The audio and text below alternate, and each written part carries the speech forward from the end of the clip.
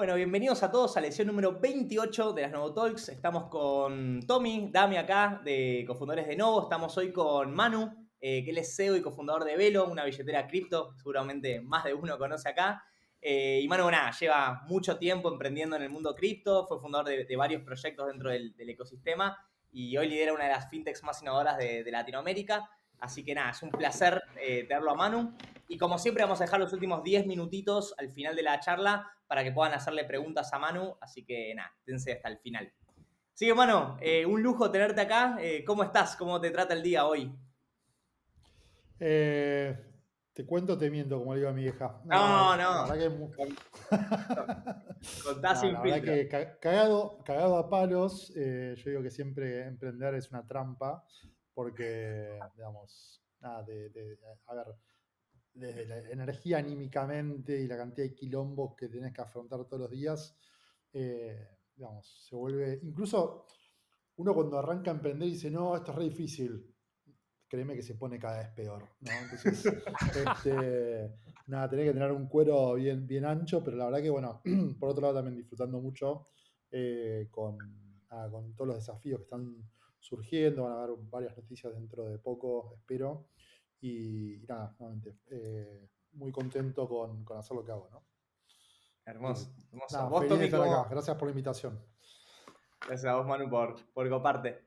Vos, Tommy, ¿cómo estás? ¿También cagado a palos o un poco Hoy más no, tranquilo? hoy día, si me preguntás, ayer estaba muerto en el piso, hoy estoy mucho mejor, pero no, más allá de la broma, súper contento de este capítulo.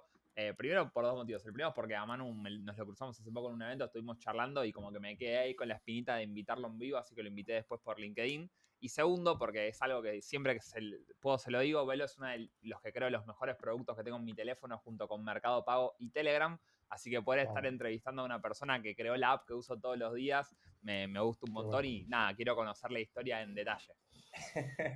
Hermoso, hermoso. qué Bueno, bueno. Manu, un poco para los que todavía no te conocen, si tuvieras que presentarte un poco en pocas palabras, ¿cómo te describirías, tanto personalmente como en lo profesional? Bien, bueno, Manu Bodroa, 43 años, casado, una hija, dos perros callejeros, Hermoso. biólogo frustrado, bachiller secundario, no me recibí nada, estudié biología, después tecnología multimedial, no me recibí. Eh, Diría que, digamos, emprendedor nato, en el sentido de que desde muy chico sabía que quería emprender. En parte, y no voy a spoilear la pregunta, pero por todo digamos, mi contexto familiar. Y persona curiosa, aventurera, que le gusta jugar al límite en muchos aspectos. Me aburro con el fine tuning, me gusta el caos. Una persona que se siente cómoda en lugares o momentos o contextos de alta entropía. Un maker, si quieres, ¿no? Sería un poco la definición. Así que eso. Hermoso. Y contanos un poco cómo empezaste o cómo fue tu carrera, si querés, antes de meterte en el mundo cripto y el mundo más de emprendimiento tecnológico fintech, un poco de dónde venís y cómo fue ese comienzo. Sí, un poco como dije, ahí el contexto familiar, mi viejo también, emprendedor en los 70 cuando no existía la palabra emprendedurismo como tal, o como no la conocíamos de esa forma, ¿no? O sea, arrancó su empresa después de haber laburado en Entel, la corpo del momento. Para los que son muy chicos, Entel era como la empresa pública de teléfonos de Argentina, previo a Telecom y Telefónica. Y nada, ingeniero electrónico, siempre muy asociado a eso. Armó su empresa de telecomunicaciones y nada, arrancó de cero, ¿no? Bueno, no, ya no labura más, está jubilado, pero yo en algún punto mamé eso, ¿no? Mamé armar, no, de pasarla muy mal, tener que llegar muy tarde a casa, hacer cosas nuevas, estar viajando, y creo que todo eso te va como influenciando. Y hay un aspiracional nuevamente, en parte creo que por la cuestión de la figura que uno tiene con su padre, pero también de decir, che, mira, yo veo que realmente quiero hacer algo por mí mismo, que sea mío, que tenga mi firma, que yo pueda estar decidiendo un poco en el día a día cómo querés que sean las cosas. Eh, y la verdad que laburé en corporación, estuve trabajando 5 años en Accenture y fue un proceso muy formativo, si querés, pero que me aburrí también muchísimo, ¿no? Yo estaba para crear cosas. Y un poco yendo, digamos, a los primeros emprendimientos, eh, quizás, a ver, el primer emprendimiento en sí no fue mío, sino fue de mi familia, de mi vieja en particular, que agarró la herencia que le había dejado mi abuelo, que no era mucha guita, y armó, digamos, toda una huerta de frambuesas y yo salía a venderlas en Aedo, a la vuelta de la estación. Y mi primer aprendizaje como emprendedor fue, tenés que saber muy bien dónde colocar el producto en el mercado, digamos, ¿no? O sea, desde el canal de distribución, el producto, el packaging, el precio y el mercado en sí mismo. Esa fue como indirectamente mi primer experiencia. La segunda creo que fue a organizar un torneo de fútbol, que me fue muy mal. No vino nadie, literalmente no vino nadie. Y ahí también aprendí bastante sobre comunicación, marketing, no, operaciones.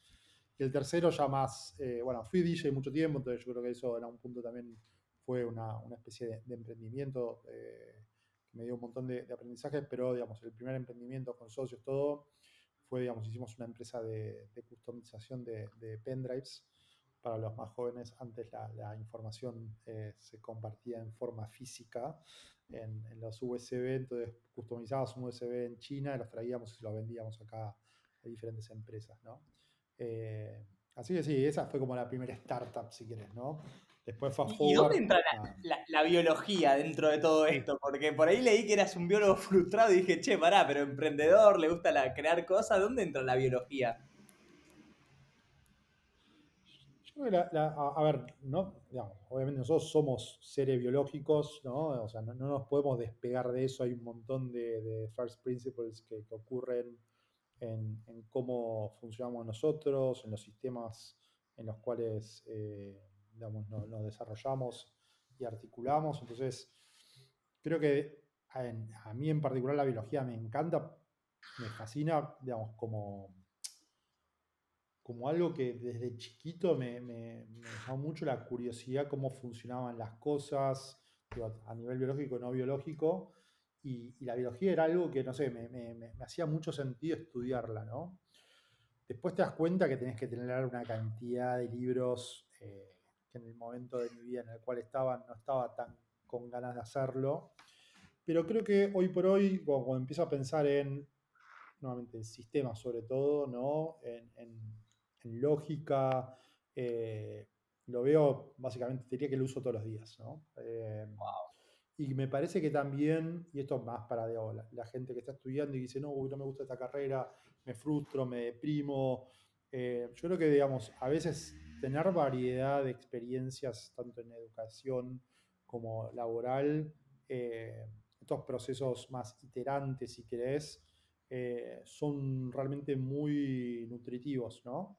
Eh, lo mejor, no, obviamente, es tipo, che, entrar a una carrera, empezar a terminarla rápido, pum, y te dedicas a otra cosa. Pero me parece que tener como un variopinto de diferentes carreras es sumamente interesante. Por ejemplo, esta semana arranqué a leer el Charlie's Almanac, ¿no? El libro este de Charlie Munger, y él hablaba, y, tipo, estudió abogacía y después se fue a estudiar física.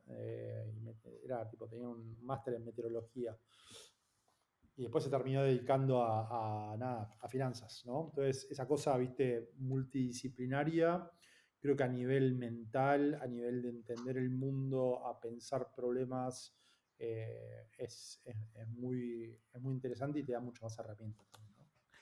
¿Y cómo pasaste de vender frambuesas, querés ser biólogo, a meterte en cripto? ¿Cómo terminas en cripto? Es una buena pregunta. En ese paso por Accenture, donde arranqué como un PM, es decir, en Accenture laburamos para Procter Gamble, Procter Gamble, la marca de consumo masivo, haciendo todo lo que era marketing digital. Yo entré como, digamos, un PM especializado en marketing digital, terminé liderando todo el equipo local y dándole soporte a todas las marcas en Américas y Iberia. Y, digamos, aunque nuevamente, yo venía con esta idea de emprender, y un ex compañero del CMD, el Centro Metropolitano de Diseño, dije, che, Manu, estoy con ganas de armar esto, se llamaba Gluon.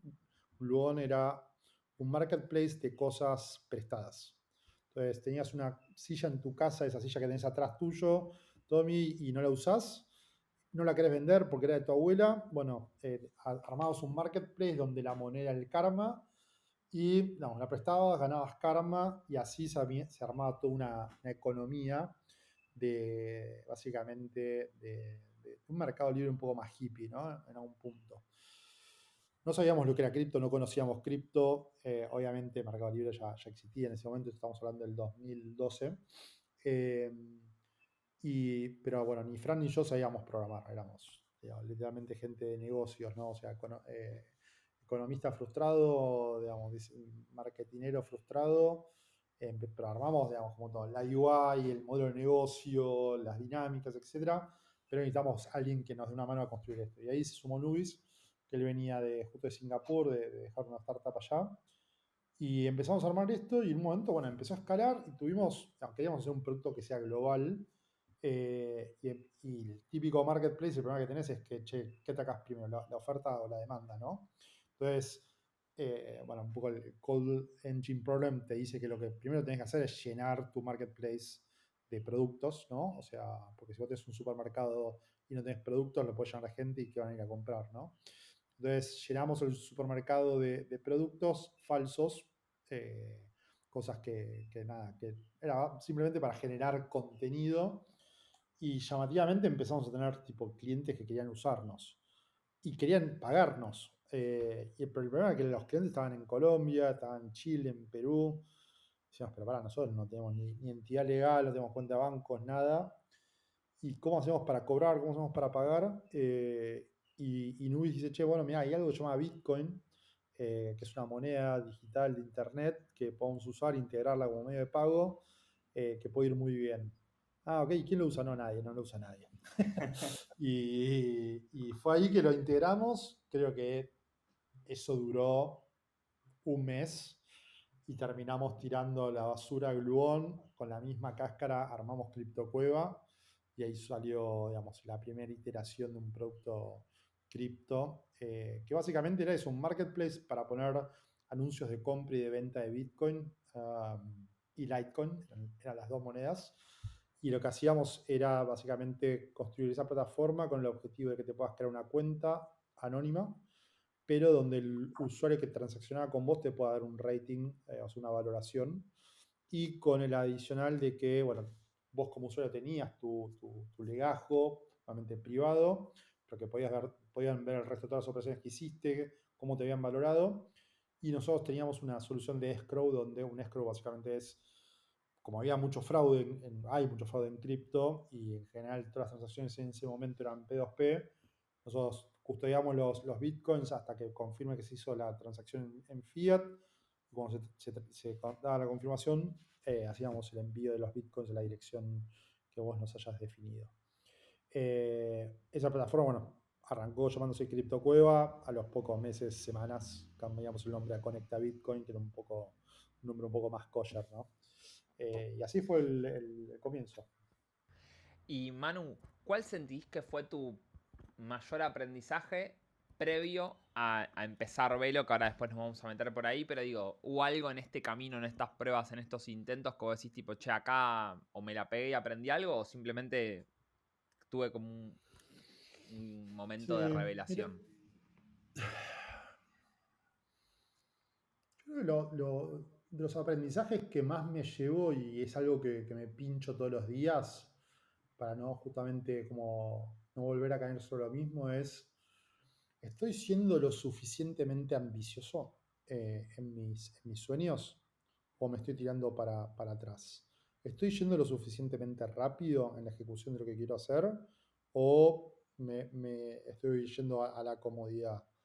Eh, ¿Me estoy canibalizando? ¿Estoy realmente cayendo en ese problema de Innovator's Dilemma? Entonces, casi todos tienen que ver básicamente con digamos, estar moviéndote el piso todo el tiempo, ¿no? y ir más rápido, ir más fuerte, ir más al ángulo, porque creo que, digamos, ahí es donde realmente emerge el valor. O al menos para mí, nuevamente, como persona que se siente cómodo en un contexto de alta entropía. Para alguien que hizo, no sé, fue un gerente, ¿no? Digamos, toda su vida un administrador, claro, a mi situación se le pone el pelo verde, eh, pero yo jamás podría estar haciendo ese fine tuning de entre 11,03 a 11,04328, ¿viste? Eso se me muere la libido mal, me quiero matar y me dan ganas de tirarme de un piso 14. Entonces, creo que los máximos aprendizajes fueron esos. Definitivamente rodearte de gente que te eleve, ¿no? Eso es clave, sobre todo al principio. Si tenés que estar empujando gente al principio, es un red flag gigantesco y sacátelos de encima lo antes posible. Porque te puedes equivocar también, ¿no? O sea, es totalmente válido. Eh, Creo que a ver, yo considero que soy una persona bastante humilde eh, y a veces creo que debería ser menos humilde. Sobre todo en este mundo que está lleno de psicópatas, ser un poco más creído y engreído me parece que termina siendo una buena herramienta. Obviamente te puede jugar en contra, ¿no? Pero eh, Tremendo. puede pasar. Y Manu, yendo un poco para adelante, para los inicios de Velo, ¿qué fue lo que te llevó a decir en su momento como, che, hay que armar esto? ¿Y qué fue esa semillita que lo disparó? Bueno, a ver, digamos, la idea de Velo surge, diría, en 2000, o sea, con Vitex, con mi empresa anterior. A ver, hago un breve raconto. Digamos, después de Conecta Bitcoin, que era el marketplace hicimos un broker que le daba liquidez también a Conecta Bitcoin y después terminamos armando un exchange de Bitcoin. Eh, yo, digamos, ahí, y acá es cuando conecto con biología de vuelta, el exchange de Bitcoin fue digamos, básicamente agarrar una tecnología del mundo financiero tradicional y querer llevarlo al mainstream para que la gente compre Bitcoin. Y era, no sé, como querer meter, digamos, un círculo en un cuadrado, porque yo no sé cuántos de ustedes operaron alguna vez en la bolsa, yo no lo hice nunca en mi vida, creo que nunca lo voy a hacer, pero era lo que nosotros habíamos elegido como interfaz para que la gente conozca Bitcoin por primera vez. Eh, y yo dije, no, esto es tipo no go. No go porque estás teniendo dos desafíos. Que la gente se anime a comprar Bitcoin y que la gente entienda qué puta mierda es un exchange y poner una orden y esperar que llegue el precio. No, yo quiero apretar un botón y que suceda la magia. Y ya está, ¿entendés? Y ese, nosotros en su momento le decíamos, bueno, el modo simple, el modo simple. Pero el modo simple es una décima de todo lo que había que hacer. Digamos, creo que parte del aprendizaje, digamos, de por qué Velo era importante o de por qué cripto en su momento incluso no se adoptó masivamente, Bitcoin y otros activos en general, es por, digamos, el componente cotidiano, por así decirlo, ¿no? Che, ¿cuán frecuentemente uso este producto? Porque, digamos, obviamente yo compré acciones, o alguno puede comprar oro, pero digo, ¿cuántas veces lo haces? A menos que seas trader, y bueno, si compré una acción hace 5 años, está ahí tirada, viene creciendo, buenísimo, pero si no hay transaccionabilidad, no hay masificación, no hay revenue, entonces, ok. Y por otro lado, yo dije, bueno, ok, listo, yo tengo básicamente mi sueldo era en cripto, che, quiero usar cripto. Significaba que tenía Bitcoin, lo vendía por pesos, mandaba los pesos al banco, el banco te rompía las pelotas, era como muy friccionante, muchos pasos. Dije, no puede ser que no haya algo que tenga tipo, todo en uno solo, ¿no? Un one-stop shop, como le decimos. Y dije, bueno, armémoslo. Y lo construimos. Y acá estamos. Y después, bueno, fuimos sumando obviamente otras funcionalidades, ¿no? Tremendo. ¿Querés pitchearte Velo así en el elevator pitch para el que por ahí no los conoce o es de otro lugar de la TAM donde por ahí todavía no llegó la empresa? Sí, a ver, Velo es una billetera digital híbrida, cripto fiat, básicamente que te permite, obviamente depende qué tipo de usuario seas, te permite hacer muchas cosas. la B1, si querés, tenía que ver con comprar y vender cripto fácilmente en 2 tabs, poder generar rendimiento sobre las cripto, entonces podías ahorrar, ya sea en stablecoins o en Bitcoin o en ETH. Ahora sumamos Solana. Pero, digamos, después fuimos sumando, bueno, tarjeta Mastercard, pago de servicios, gift cards, muchos usuarios que compran Steam o PlayStation, etc. Después fuimos sumando todo lo que tenía que ver con cobrar del exterior. Te damos una cuenta en Estados Unidos, una cuenta en Europa. Puedes recibir pagos same name o de terceros y se acredita casi de forma inmediata.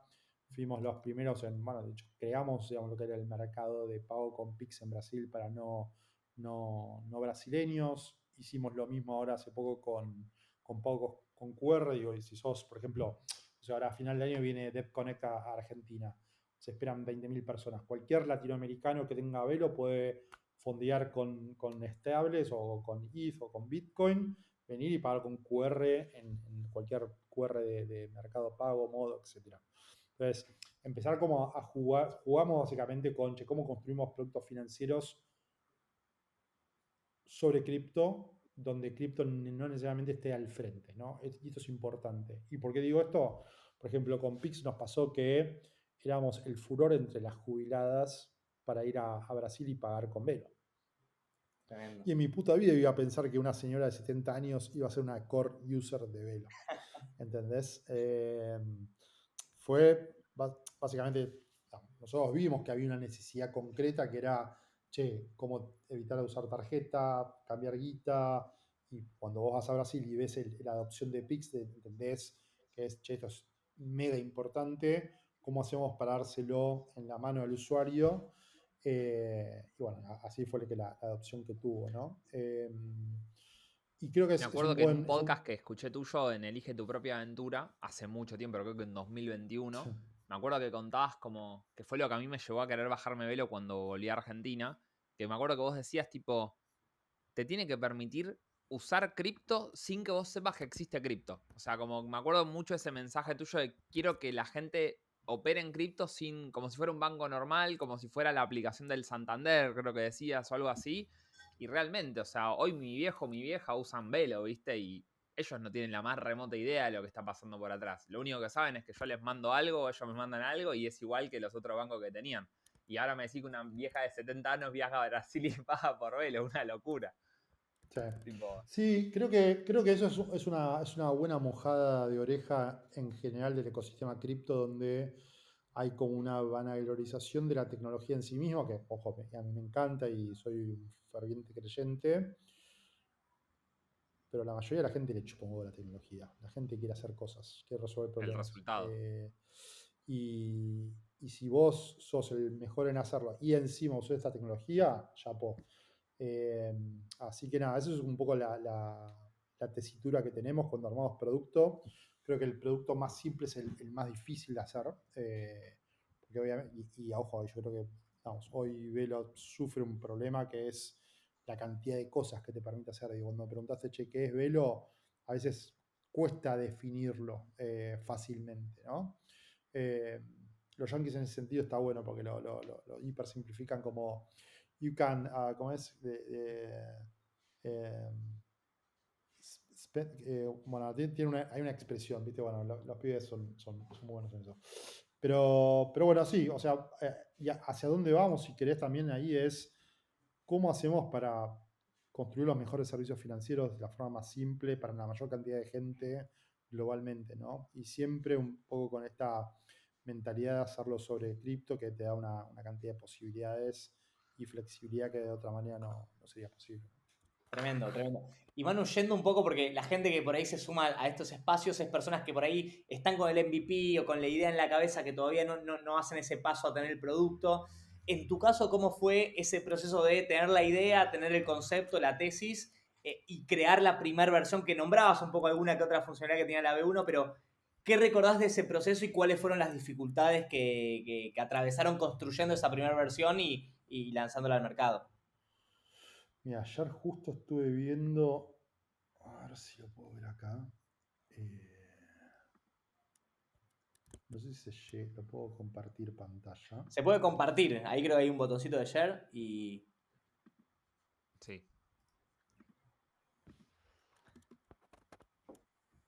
Ahí se ve. A ver. Todavía no. Debe estar cargando. Not yet. ¿Para qué? No. Un segundo. Para los que están escuchando mientras, sepan que pueden ir pensando preguntas, porque seguramente hay gente que está con cosas que le gustaría preguntarle a Manu, así que pueden ir pensando esas preguntas y anotándolas en alguna nota, o ya las pueden ir tirando en el chat y después sobre el final, cuando hacemos el espacio de preguntas y respuestas al invitado, las vamos levantando en vivo para que también puedan escuchar la respuesta de Manu. Bueno, no sé si se llega a ver ahí. No, si no se está viendo, A ver. voy a hacer otra cosa. No, la verdad que no. Perdón. Nos está ganando Ya Riverside. voy.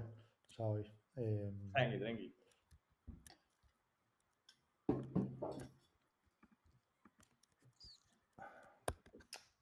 Que la parió. Bueno, la quería hacer simple y al final. Nada. Bueno, le quería mostrar le quería mostrar una pantalla de lo que había sido la primera versión de la aplicación cuando salió, pero se me está haciendo muy difícil. ¿Querés compartírsela después a Tommy? Y Tommy Eso, me la... podés dar link a mí. No, y después la sube tal vez en la descripción del coso, la compartimos por el grupo de WhatsApp de las Novotalks. Ahí va. Me gustó. Lo metemos como edit.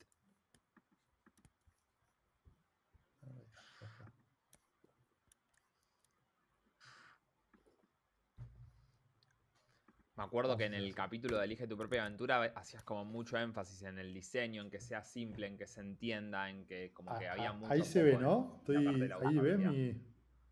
Te A juro ver. que no, Manu, me encantaría decirte que sí. Que lo parió. ¿Pusiste share screen Bueno. en Riverside? Sí, no importa, Igual, no ¿sabes? importa. Yo estoy tocando y... A ver. No Screen. importa, no A ver, importa. voy a intentar Después compartirlo yo. Simplemente díganme si se ve. Para ver que funcione, por lo menos. ¿Se ve? Sí, vos Ahí sí. está, Sí, se ve. No importa, Ahí no dejé de importa. compartir, ¿no? Sí. Tranqui. Che, La pregunta iba por el lado de cómo fue el proceso de construir ese MVP, esa primera versión del producto y qué desafíos se encontraron.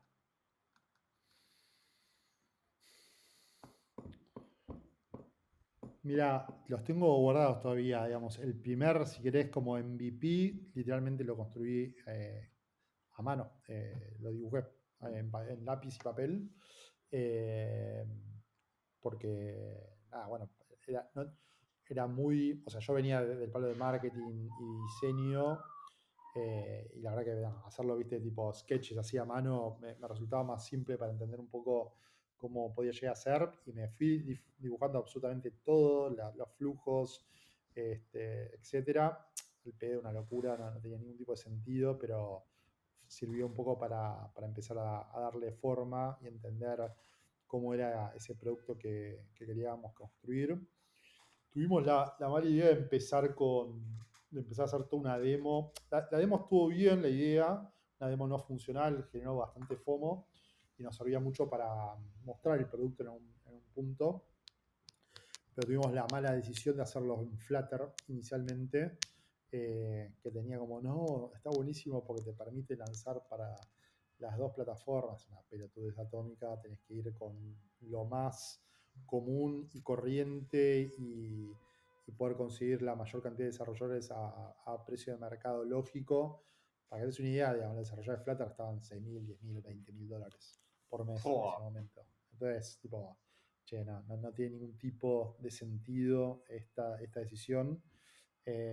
Esa fue literalmente un grano en el culo que después tuvimos un año entero no, pero 9 meses migrando de Flutter a React Native para nuevamente poder empezar a escalar el equipo más rápido también en iteración del producto. Entonces, ese tipo de cuestiones, digo, si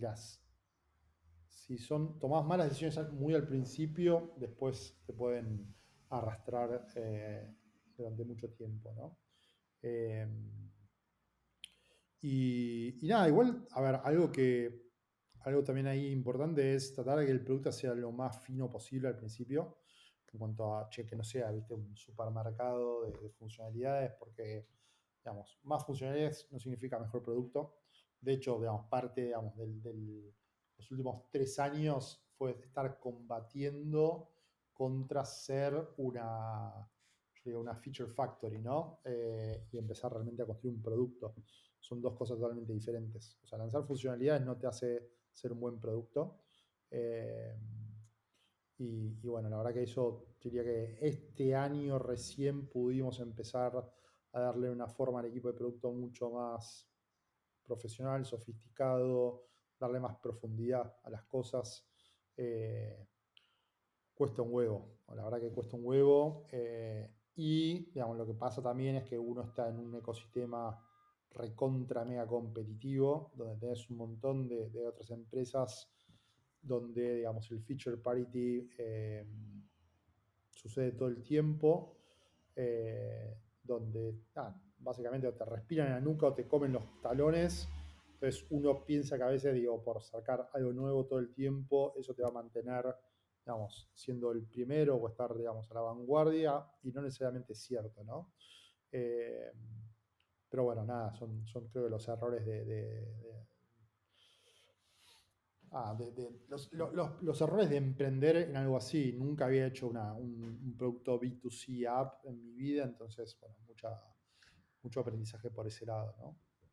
Y yendo para ese lado, Manu, ¿cómo consiguieron los primeros usuarios, digamos, los primeros usuarios que se comprometieron con el uso de la aplicación, ¿no? O sea, no quizá gente que descargó la app y puso su mail, sino tipo, ¿cómo consiguieron esa primer masa de lo que llaman los hard users en el mundo startup, los usuarios duros que realmente la utilizan y te sirven para recibir feedback y crecer? ¿Cuál fue la estrategia? Es una buena pregunta, y creo que fue parte de la estrategia de crecimiento en sí, y la seguimos manteniendo, que es, habrán visto por todos lados que dicen, no, fulanito de tal, stealth mode startup. En todo, al pedo eso. O sea, primero, a ver, las ideas sí se pueden copiar, pero la ejecución es todo. Entonces, digo, podés tener las mejores ideas del mundo, pero si no ejecutás, no sos nadie, papá. Entonces, lo primero y principal fue agarrar y decir, queremos construir el producto en público. Queremos hacer que el usuario realmente nos esté dando feedback continuamente sobre lo que estamos haciendo. Que nos ayude con ese, no solamente con el fine tuning, pero empezar a ayudarnos a dar una idea de hacia dónde deberíamos ir. Y con esto, digamos, obviamente sin caer en la típica frase de Ford, ¿no? Que si le preguntabas al usuario qué quería, te iba a decir caballos más rápidos, porque hay algo de eso. O sea, hay mucha curaduría en las decisiones que uno tiene que tomar a nivel producto y estrategia. Pero me parece que eso nos permitió empezar a tener una relación mucho más profunda con esos primeros usuarios, que terminaron siendo embajadores de la marca, que nos permitieron empezar a incrementar o expandir nuestro círculo de influencia y básicamente hacernos crecer de forma orgánica los últimos 4 años. ¿Cómo se llama? Y yendo un poco a la pregunta ahí de JH, pidiéndole que, che, quiero hacerte una encuesta, quiero mostrarte esto. La gente le gusta participar, le gusta sentirse parte de algo. Y después está un poco también uno en la picardía que tengan, inteligencia en hacerlos, digo, nuevamente, en todo caso, digamos, un poco la insignia siempre de Velo fue como el asado. Che, te invito a un asado con el equipo y charlar y que te compartan. Bueno, a la gente eso les copa mucho. Es como que quiere ser parte de una tribu, ¿no? Y si tu producto es una tribu, eso termina generando lazos muy fuertes. Y la verdad que hoy por hoy seguimos manteniendo relaciones, en algunos casos de amistad, con usuarios de 2020, ¿no? Entonces, nada, me parece que, y si realmente te importa lo que están diciendo, ¿no? No es simplemente una estrategia maestra de marketing y nada más, porque realmente para nosotros era indispensable estar cerca del usuario y que nos compartan y que nos ayuden a mejorar, entendiendo también que hacer producto es putamente difícil, lleva un montón de tiempo.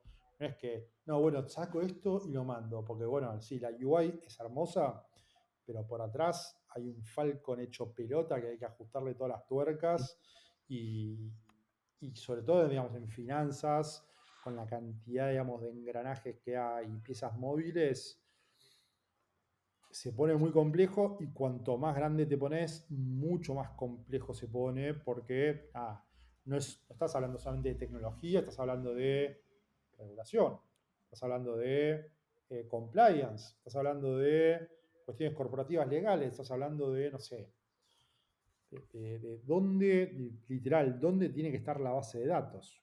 Pero para un país tiene que estar en un lugar y para otro por otro, entonces ya tu infraestructura cambió. Entonces hay un montón de esas cuestiones que al principio decís, nada, es una papa, y después te das cuenta que es un berenjenal, ¿no? Manu, ¿hay alguna acción puntual de marketing que recuerdes que haya generado como un pico inesperado de usuarios? Sí, y no la vamos a volver a hacer. Dos, te diría. A ver. Si querés crecer mucho en usuarios, y hago la aclaración, malos, regala plata.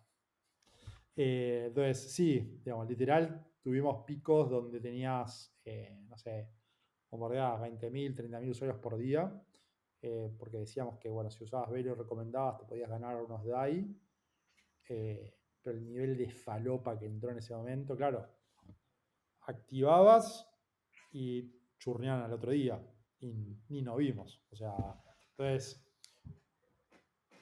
esto me lleva al punto o con cashback. Cashback fue el peor error de nuestro tiempo.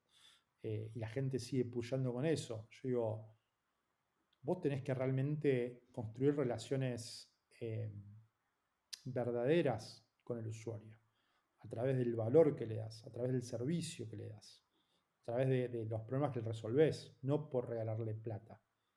El usuario que, digamos, que viene o se va por plata, vuelve por servicio.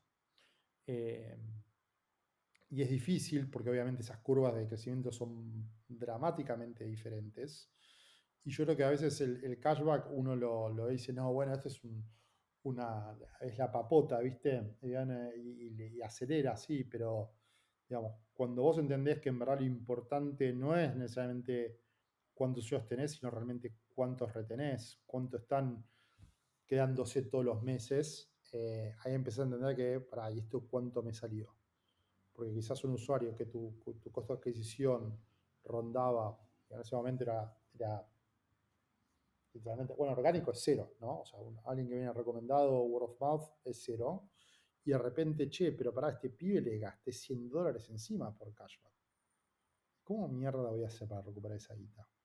Entonces, O me sea, la lleva al cantidad de siguiente transacciones, o punto. sea, vos contabas la cantidad de transacciones que esa persona en promedio había hecho y te daba más o menos $100 que ustedes le habían devuelto al usuario en cashback. Estoy diciendo, digamos, un ejemplo, no es concreto, pero ponele, Sí, ¿no? sí. Eh, Uno, digamos, es muy importante, o sea, a ver, cuando definís una estrategia de crecimiento, una inversión en un vehículo así, y esto lo digo en el diario el lunes porque digamos, la pasamos muy mal, eh, tenés que ser como muy meticuloso y preciso en entender, che, para yo a este pibe le voy a dar tanta guita, es que me está generando X más. Y no es un X más, es tipo por lo menos 2X más, o 3, o etcétera. El tema es que a veces los canales por los cuales se incentiva al usuario no son los correctos, los canales terminan siendo mucho más caros de lo que uno creía, porque no termina de entender los nuances del canal, los costos, digamos, secundarios que hay por la propia operación de esa funcionalidad o ese producto. Eh, a lo que voy con esto es que, sobre todo, bueno, al menos en esta industria, en este tipo de producto, es como jugar al ajedrez en 64 dimensiones. O sea, porque hay palancas por todos lados, y es realmente complejo de entender. Es muy profundo. Las acciones, digamos, que vos tomás pueden tener costos que quizás no se ven de forma inmediata, ¿no? Desde el típico, che, no, bueno, voy a bombardear 1.000.000 de usuarios. Ok, acabas de gastar $1.000.000 en KYC de base. Seguramente más porque tenías negociado mal la fee del onboarding. Ok, vos estás para poner $1.000.000 upfront solamente para tener 1.000.000 de usuarios. ¿Y cuánta guita le vas a sacar a ese usuario? Bueno, y el costo de operar el negocio, ¿cuánto es? ¿Cuánto es tu gross margin? ¿Le estás haciendo algo de profit al negocio o no? ¿O va a estar tipo todo, digamos, fondeado por Venture Capital? Y si ahora la tasa de interés está en 5%, ¿cuánta guita hay en el mercado dispuesta a ser invertido en una startup? Entonces empiezan nuevamente a haber un montón de nuances, ¿no? Y segundas, terceras, cuartas derivadas de todo lo que uno hace, que es importante tener en cuenta nuevamente en algo tan simple como, che, vamos a dar un cashback para la tarjeta. Claro, total. Y yendo un poco, que lo mencionabas a la parte más de financiación, ¿cómo fue que deciden financiar Velo, digamos, y fueron primero con Angel, después con VCs, o fueron primero Bootstrap? No sé un poco cómo fue esa estrategia de buscar financiamiento, en su caso. Sí, al principio fue bootstrapeado, digamos, en parte, digamos, fui invirtiendo con guita personal la primera parte y después cerramos una ronda pre-seed en diciembre de 2020, que eso ya nos permitió ir a básicamente armar el equipo, sí, empezar a contratar, bueno, hacer todo el deployment que sea necesario. Eh, en retrospectiva debería haber levantado bastante más guita de la que levanté. Nuevamente, por desconocimiento, digamos, es una industria muy cara. Es una industria muy cara en el sentido desde cuestiones, ¿viste?, regulatorias, abogados, de la cantidad de guita que hay puesta en servicios, en finanzas, es muy grande. ¿Era tu primera vez Entonces, levantando dinero, digamos, de VCs o de fondos, o ya habías hecho una experiencia antes de esto?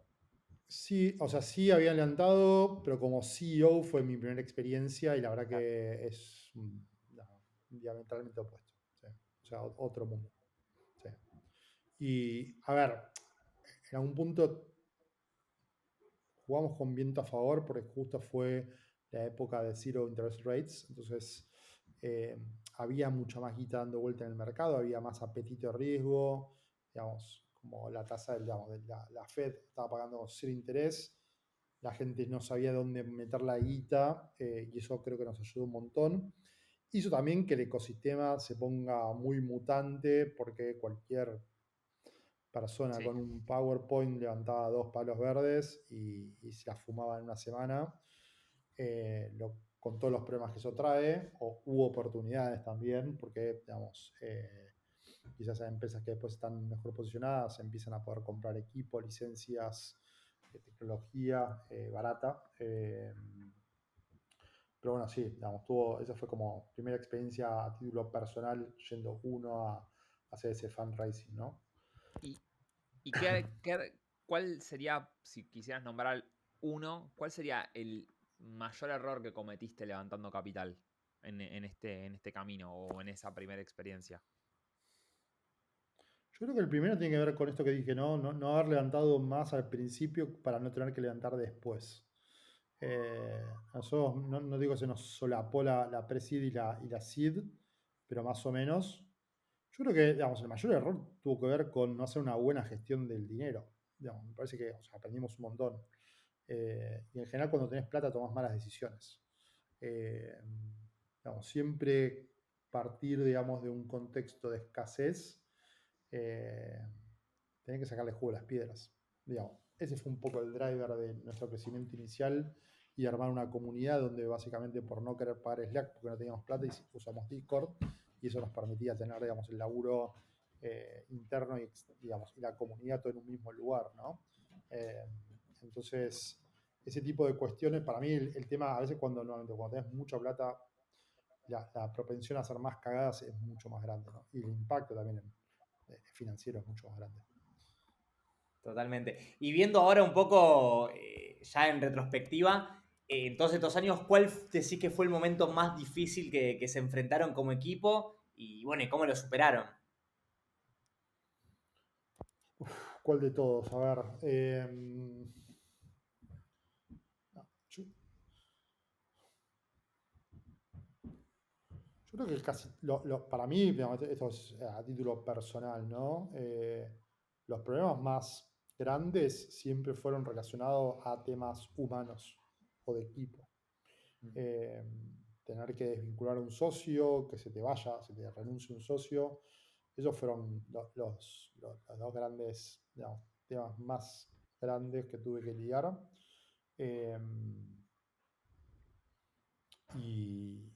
O sea, no es el hecho, sino que es como digo, uno cuando está emprendiendo, digamos, es como estar en el mar y ves que viene un tsunami. Pero lo que importa no es la ola que ves, son las 14 olas que vienen atrás de la que no ves. ¿Entendés? Porque, claro, en esta te revuelca, pero la otra es la que te hunde.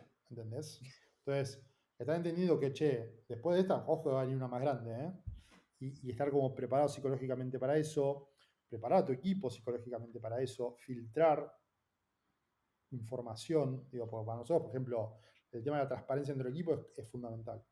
Yo, digamos, abogo por el candor radical. ¿Qué es el candor radical? Es decirte todo de frente, pero respetándote como persona, no faltándote el respeto.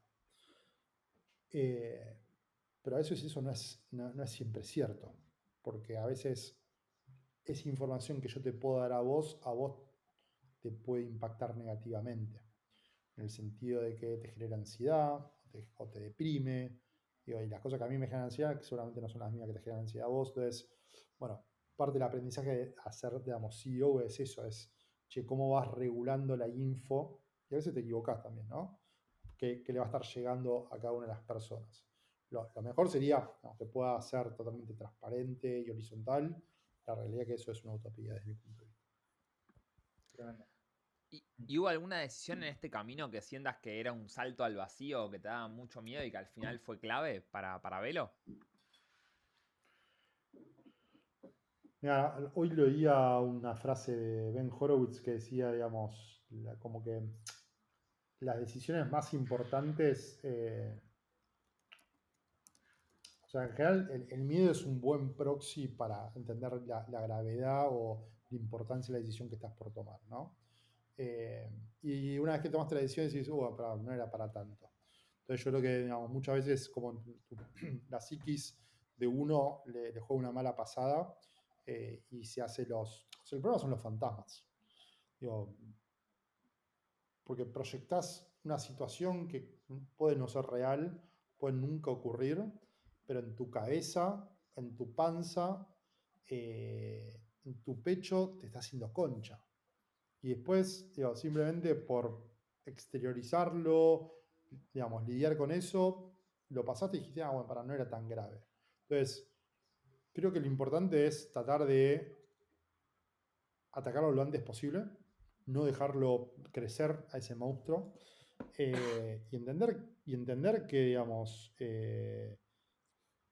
casi siempre va a ser mucho menos grave de lo que uno creía, ¿no? Entonces, nada, hay que saltar al vacío. Esto que te decía al principio, ¿no? ¿Cuáles son los aprendizajes de que hubiese cambiado? Bueno, ser mucho más bold, ¿no? O sea, atrevido, si querés. Y yo en mi vida, o sea, siempre fui muy atrevido, digamos, siempre hice un montón de cosas que quizás no eran las correctas o quizás no era lo que mejor me iba a funcionar en el paso siguiente, pero nunca tuve miedo a eso, ¿no? Y creo que es clave, digamos, como emprendedor, entender que el miedo, a ver, el miedo te moviliza. Lo que no puedes tener es pánico, porque el pánico sí te frena y no te deja moverte. Y la gran mayoría de los casos, el miedo es infundado. Total. Y para ir cerrando con una pregunta antes de avanzar con las del público, ¿qué consejo le darías a alguien que quiere construir para un mercado masivo, B2C, como lo estás haciendo vos? ¿Qué consejo le darías para esos primeros pasos? Sí, creo que lo principal ahí es, o sea, encontrar un mercado que sea lo suficientemente grande como para que valga la pena dedicarle los próximos 10 años de tu vida a eso. Porque esto no sé, digamos, digo, no, Startup levantó $100 millones en su ronda Preside en una semana y hoy vale 3 trillions. Eso es todo mentira, bro, no existe. O sí existe, es uno de cada un billón de usuarios, de emprendedores. Entonces, partan de la base de que ustedes no son especiales y se van a tener que romper el culo durante mucho tiempo para poder generar algún tipo de impacto. Entonces, si van a dedicarle tiempo a algo, que sea algo que realmente tenga, digamos, una posibilidad de retorno grande. Lo bueno de Latinoamérica es que todavía creo que es una economía donde digamos, la simetría de resultados en nuestros esfuerzos es bastante más grande que comparado con mercados mucho más desarrollados como puede ser Europa, por ejemplo. Estados Unidos es raro, ¿viste? Porque es muy innovador, entonces creo que sean otras dinámicas. Después, nuevamente, bueno, eso, tratar de definir un poco la solución lo antes posible, ser muy numérico, ¿no? O sea, muy data driven, si querés, en el armado, validación y estar como constantemente chequeando cómo viene la cosa, porque la visión y el gut feeling al principio son claves, pero una vez que empiezas a andar necesitas, digamos, ver el semáforo a ver cómo venís, ¿no? Después creo que algo importante a nivel equipo, que ahí también estaban preguntando, y tema cultura, a mí siempre me joden que es tipo, la cultura es a quién contratás, a quién echás, a quién promovés, y es eso, esa es la cultura. Digo, a veces como, no, la cultura, o el product market fit. El product market fit significa que tu producto lo usan y se descontroló y cada vez lo usa más gente, y nada, hay demanda. Entonces, la cultura es eso, es a veces son las cosas que haces intencional, obviamente intencionalmente, pero que hablan, ¿no? Tienen como un subtexto, ¿no? Tienen un copete, por así decirlo.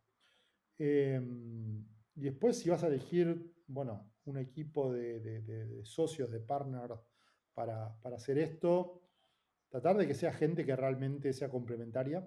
Eh, si se van a poner una startup de tecnología y son todos abogados, y digamos, la van a pasar mal, digamos, ¿no? Trate que haya, digamos, diferentes tipos de roles y darse la oportunidad también de que las cosas pueden salir mal y armar bien todos los papeles. Mira, por ejemplo, la típica es que un vesting schedule tradicional digamos, de acciones dura, es un año de cliff y en general un vesting de 4 años. Para un founder eso no es nada. Debería ser 10 años por lo menos. Y el cliff no debería ser un año, deberían ser 2. Porque, digamos, o sea, en general vos a la gente la conocés cuando realmente se pone picante el tema.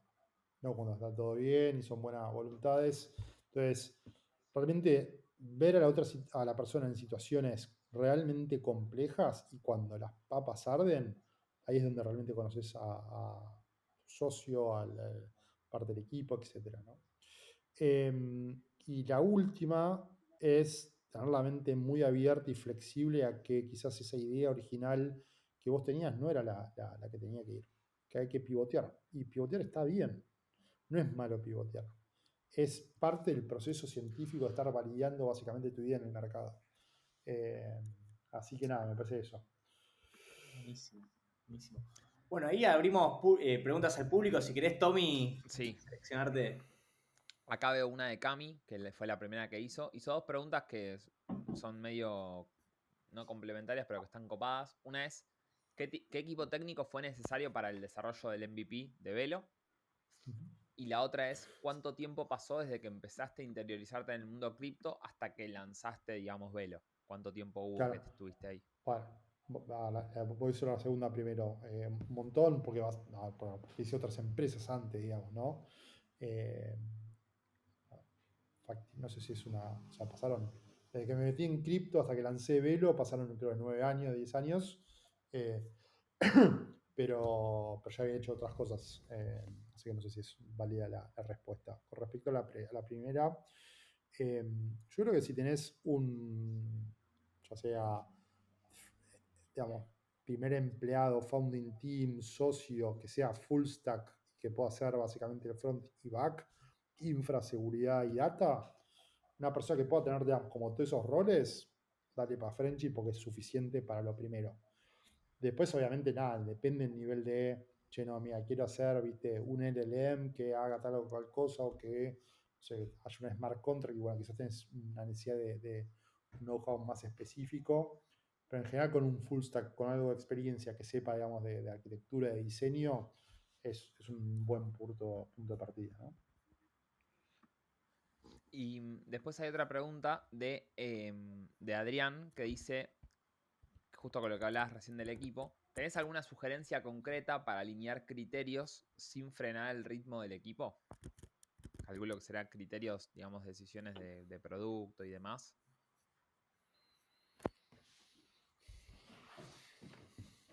Como para ponerse de acuerdo y no... Sí, ahí digamos la famosa figura del dictador benevolente del CEO es importante, me parece, ¿no? O sea, creo que lo que mata a las empresas son los comités. Porque en definitiva puedes tener una idea, una visión y te puedes equivocar y está bien. Por eso es importante, digamos, tener la flexibilidad como para poder pivotear. Lo peor que te puede pasar es que caiga, no, vamos a llevarlo a la mesa y lo discutimos entre todos.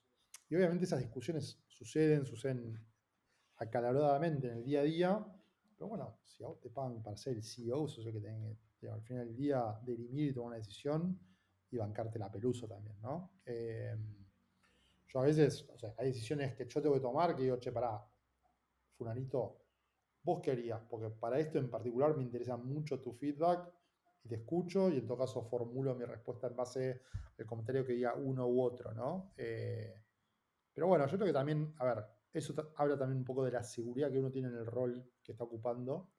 eh, y la seguridad viene de la ejecución, digamos, sobre todo, nuevamente, porque es como vos estás construyendo tu camino todo el tiempo, hacia adelante no hay nada, ¿no? Entonces, hay un montón de dudas y no sabes para dónde ir porque nada es seguro y tienes un montón de opciones. Bueno, jugátela y ahí sí creo que, por ejemplo, bueno, obviamente la data es indispensable, pero el gut feeling muchas veces, sobre todo si tienes un rol más visionario dentro de la empresa, es importante, ¿no? Y acá creo que debe ser, JH debe ser John, supongo. Dice, ¿qué le recomendarías a un founder que quiere llegar al público con un producto nuevo pero que intenta crear cultura? ¿Sería más un tema de branding o ser diarios? Cultura se refiere un poco a cómo hacer que la persona esté stick con el producto, ¿no? Que lo usa en el día a día.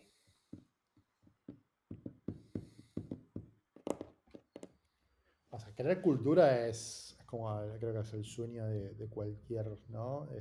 Consumer product.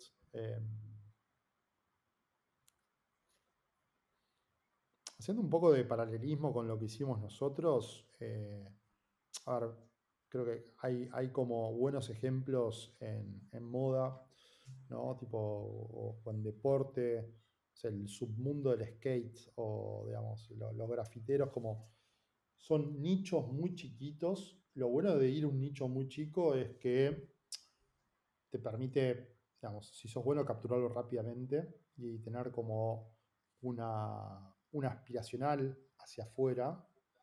eh, tenés que, tenés que poder conectar los puntos. O sea, para mí lo más crítico de eso es que si tu nicho es demasiado chico y no expande,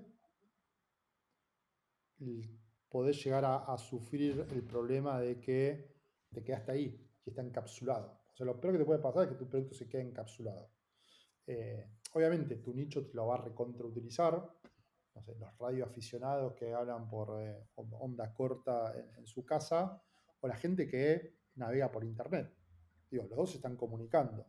El método, ¿no? La forma, el canal difiere, y las posibilidades difieren, y cómo lo cargas arriba cambia un montón.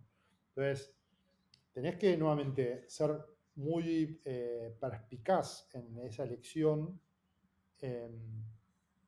Y mi sensación es que la cultura es un subproducto de tus ejecuciones, no es necesariamente, o sea, no sé si puedes diseñar, crear cultura.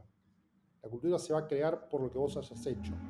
Y eso me parece que es lo mejor de todo. Es casi como, es incontrolable, digamos.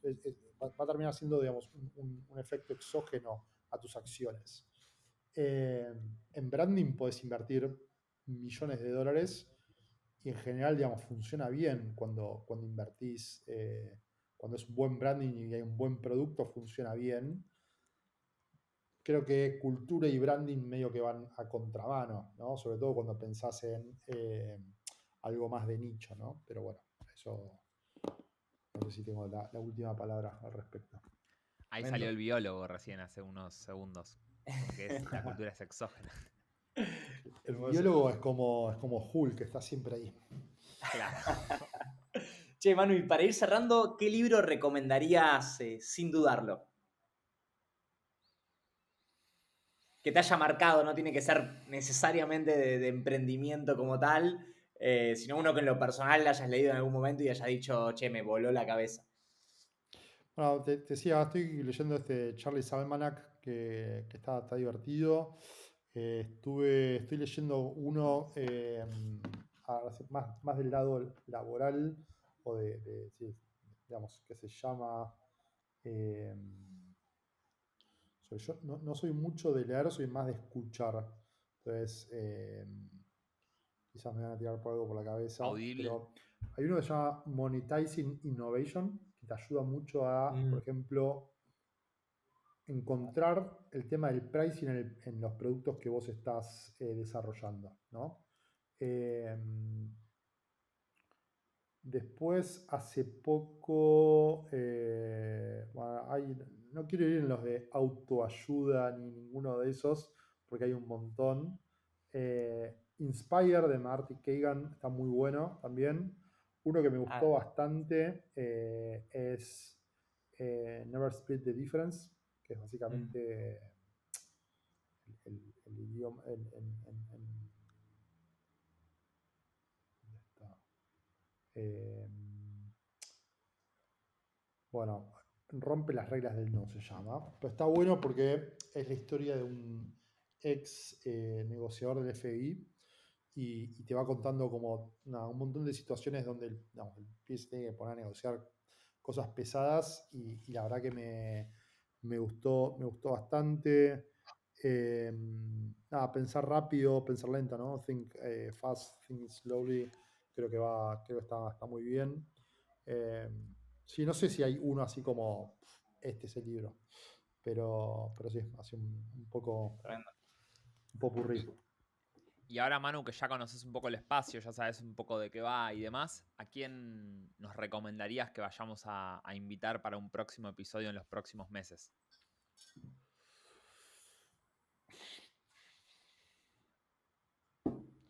Al que Mira, obviamente le voy a caer con un me habló Manu de vos. bueno, lo conoces, así que digamos, Santi Echazu me parece un lindo Estuvo. ejemplo. Bueno, entonces no, tiene que ser otro. ¿Cómo se dice? Deja de pensar.